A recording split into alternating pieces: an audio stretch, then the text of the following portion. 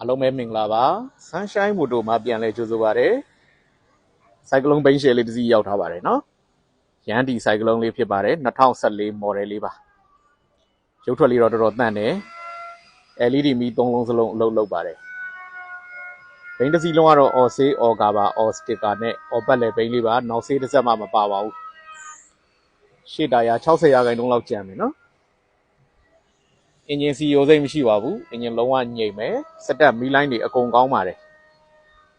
အော်ဘတ်လည်းဘိန်းရှယ်လေးဖြစ်ပါတယ်နော်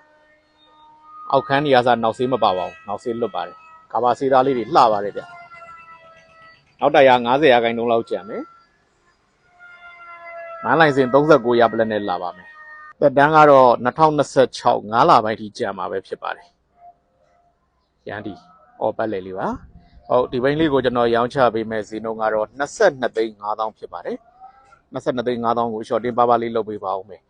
စိတ်ဝင်စားလို့ဝယ်ယူအားပေးခြင်းနဲ့ဆိုရင်တော့53ဘီလန်133 ကြားမန္တလေးစက်မှု1ကျွန်တော်တို့ Sunshine Moto မှာလာရောက်ကြည့်ရှုဝယ်ယူအားပေးနိုင်ပါတယ်အားလုံးကိုကျေးဇူးတင်ပါတယ်